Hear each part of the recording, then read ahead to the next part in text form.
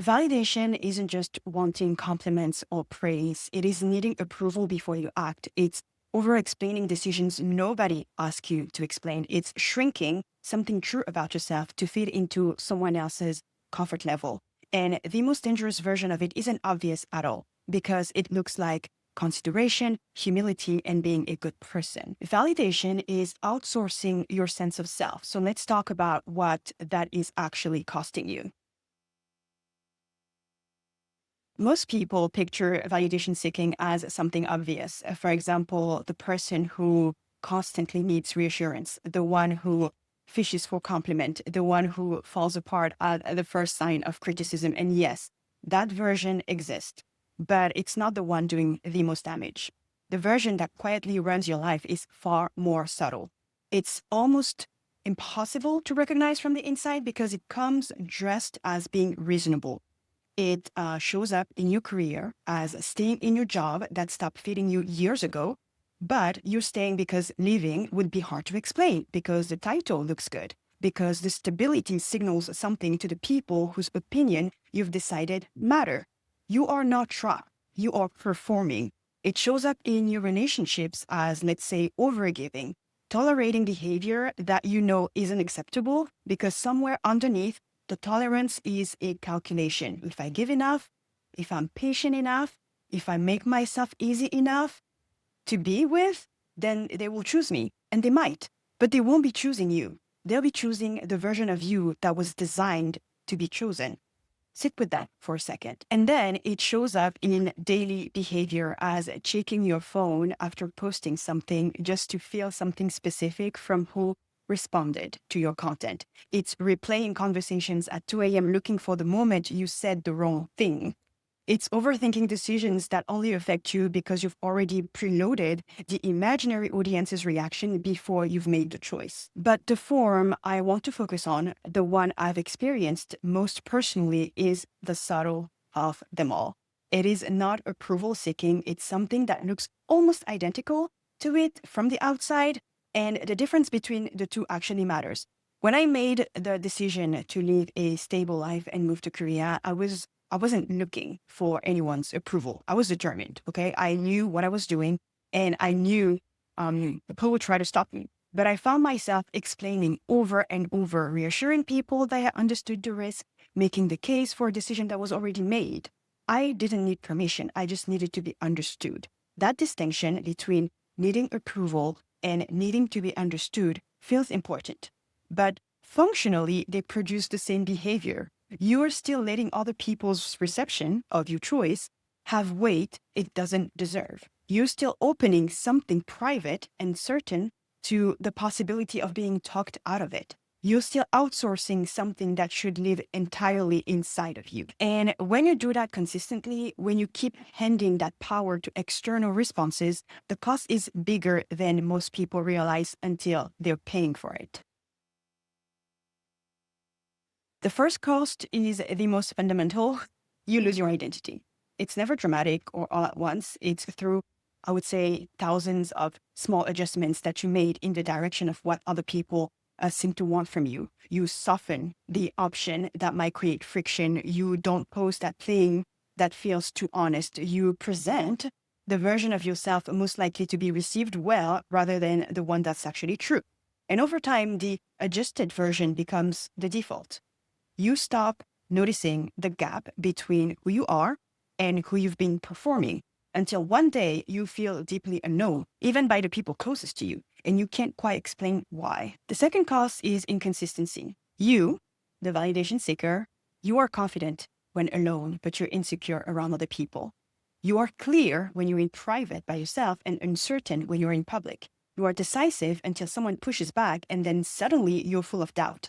This inconsistency isn't weakness. It's what happens when your sense of self is contingent on the room that you're in. When the room changes, the self changes with it. And the people around you feel it. They can't quite trust what you do because they've learned that your certainty has an audience dependency. The third cost is the one that accumulates the most quietly, and it's the one most people never fully account for until they're looking back. You delay your life. You're waiting for the moment, the right moment, which is, let's be honest, just you really waiting for enough external permission. Waiting for the right moment can low-key be similar to inaction if you're honest with yourself. The business that you didn't start because nobody in your circle believed in it, the creative work that you didn't share because you couldn't handle the possibility of indifference, the relationship that you didn't leave because everyone around you thought that you should stay. Waiting for approval is a full-time occupation. And while you're doing it, your life, your actual life is running on pause. And the fourth cost, the one nobody wants to name, is that you attract the wrong people. And I don't mean to laugh, but damn. You attract people who benefit from your need for approval, who learn quickly that the best way to influence you is through withdrawal of attention, of praise, of belonging, who use your desire to be chosen as leverage. This shows up most, unfortunately, in the dating world. The pattern of over-investing in people who are emotionally unavailable, of giving more than is being returned because the giving feels like it will eventually, tip the scales, or tolerating behavior that you would never advise a friend to tolerate, but you do it because the approval of this specific person has been assigned a value it was never actually worth. Most people who've been through the pattern don't call it validation seeking in the moment. They call it love or loyalty or giving someone a chance. The reframe only comes later in the analysis after, the moving on, when you look back, when you see clearly that what you were doing really was auditioning, performing worthiness for an audience of one who already decided their verdict. But here's what most self-help content on this topic never actually explains. Why does this pattern exist at all? Because understanding where it comes from is the only thing that actually makes the shift possible. The need for validation was not born from weakness. It was learned from experience, and that distinction changes everything. Early in life, most people discovered through direct experience, not theories, that approval meant safety. Approval from a parent meant that love was guaranteed. Approval from your peers meant that belonging was intact. Disapproval meant rejection. Disapproval meant being left out. Sometimes disapproval meant something far more serious than that. The brain, which is exquisitely designed to learn what keeps us safe, encoded that lesson quickly and deeply. Approval equals safety. Disapproval equals threat. That encoding happened before you were old enough to actually question it, before you had the cognitive capacity to evaluate whether the lesson was actually true or whether it was just the most available information or interpretation of the early experience. Anyway, so it just became the operating system, running quietly underneath every social interaction, every decision, every moment where someone else's opinion of you became suddenly relevant. So when you seek validation as an adult, you are not being weak. You are running a program that once served a genuine purpose. The problem isn't that the program exists. The problem is that you're still running it in situations where it no longer applies. And it's making decisions for you that you don't actually agree with. And here's the truth that people don't like. You cannot think your way out of this. You cannot read enough about validation seeking to stop doing that. Understanding the pattern intellectually is the beginning, but it's not the solution. The solution requires replacing the external reference point with something internal that is more specific, more compelling, and more consistently available than any approval that you've been using as a substitute for self-trust. That replacement doesn't happen through willpower. It happens through deliberate inner work, through building something inside you that is strong enough to hold its ground when the external noise gets very loud. And I want to tell you exactly what that work looked like for me, because it wasn't motivational and it wasn't instant. It just started with a book and a bachata social. The first thing I did and still do is keep quiet until it is built. It sounds simple, but it's not, because the impulse to share, especially when you are excited about something, when something feels so real and so important and so true, it is powerful. That desire to share is powerful. And sharing early feels like connection, it feels like bringing people into something meaningful to you. What it actually does is open your unfinished business to other people's fear, their doubt, their projection of their own limitation onto your possibility. And if the response that they give you isn't what you needed, if the enthusiasm isn't matched, if the questions are skeptical, if the silence says something that you did not want to hear, you might give up on something real because of a reaction that had nothing to do with the quality of what you were building. The career plan wasn't announced until it was happening. This channel wasn't discussed until it existed. The life restructure I did end of 2024 wasn't explained until it was already in motion. That silence wasn't secrecy, it was protection. It kept the thing safe from external interference until it was strong enough to survive scrutiny. And by the time I shared it, the decision was made. Ta-da, just like magic. So guess what? People's opinion arrived as information rather than as verdicts. But keeping quiet is a protective strategy. It manages the external. What changed everything at the root level was building something internal that made the external irrelevant. I did not stop caring about people. I just finally had a reference point that was more specific than their approval. In early 2018, I read a book called The Confidence Gap by Russ Harris. It is one of my favorite books. And inside, it was a values clarification exercise that I want to tell you about because it is the most practical, useful thing I've done for my own sense of direction. The exercise asks you to list every value that you can think of, and it also gives you different values to choose from.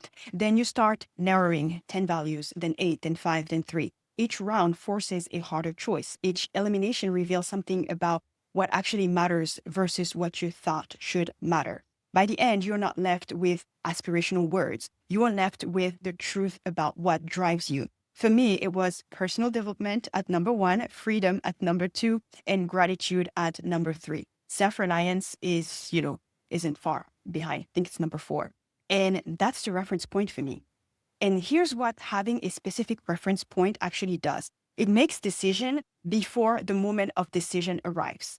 When something conflicts with personal development, I already know the answer. When something costs me my freedom, a relationship or a job or a situation, I already know what the choice is.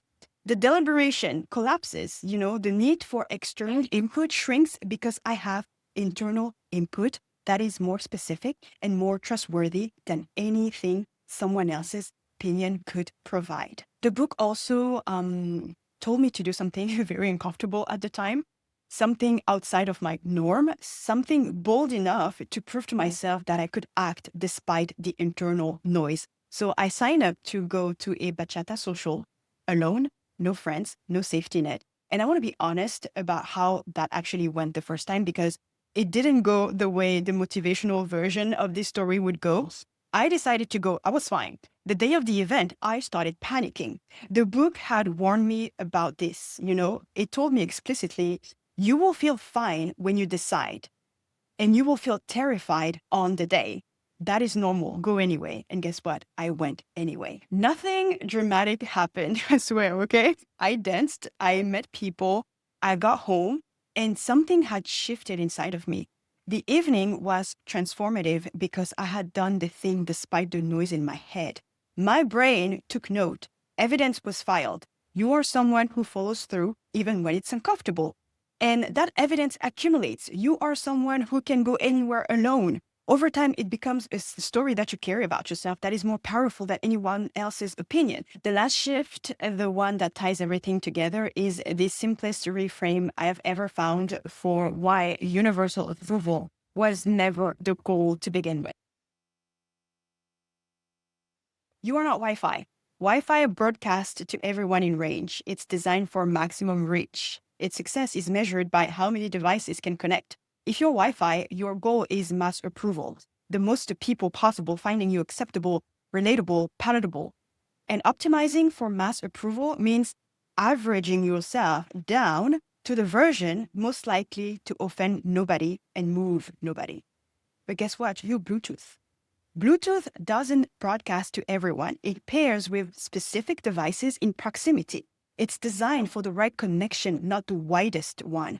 And a Bluetooth that is working perfectly, pairing cleanly with exactly the right device, has no interest in whether the device across the room can connect to it. This reframe changed how I think about relationships, about content, about how I show up in any room. I don't need all men to find me interesting. I need the ones meant for me to find me interesting. I don't need every viewer to resonate with my channel. I need the ones who are doing the work this channel is built for. I don't need every person in my life to understand my choices. I need the ones who are aligned enough with my values to recognize what I'm building without requiring a full explanation. Universal approval is not the goal. It's not. It was never the goal. It's just felt like the goal because you were optimizing for safety rather than alignment. And the moment that made this completely clear for me wasn't a philosophical realization. It was a relationship decision about a year before I moved to Korea. I was with someone and staying, making it work, finding a compromise, doing what fear and social pressure and the social clock suggested I should do would have clipped my wings. I knew that. And it wasn't a vague feeling, okay? It was clear, specific, non-negotiable knowing. No conversation about age, no reminder about timelines, no well-meaning concern from people who loved me. No, oh, you're wasting your time pursuing something this foolish could compete with my internal knowing. Because by that point, the internal reference point was stronger than the external noise. That's not someone who stopped seeking validation. That's someone who built something stronger than the need for it, who developed an inner compass specific enough that external approval became not irrelevant, okay, let's be honest, but like secondary. It's nice to get it, but it's not required in order to move. Stop caring what people think. That instruction has never worked for anyone and it will never will. The need is real and it has history, just like I told you about. Instead, start caring more about what you think. Build the internal reference point, do the value work, find your top 3, and let them make decisions before the moment of decision arrives. Keep quiet until it's built, share when it's real, and trust that the right people, the Bluetooth device, the aligned ones, the ones who recognize what's genuinely yours, will find you without you having to broadcast yourself into palatability. You are not made for mass approval. You are made for the right connection. And the only way that connection happens is if you show up as yourself, not the averaged down, over-explained, approval optimized version of yourself, the actual one. The validation you've been seeking outside yourself has always been available inside. You just haven't been looking there long enough to trust what you find. I'm Leïla. On this channel, we talk about real reinvention and identity shifts around money, around mindset, structure, and becoming, a more aligned version of ourselves. So if that's the work that you're doing, subscribe and come back. There is a lot more where this came from. So thank you so much for watching. Take very good care of yourselves and you will see me in the next video. Bye.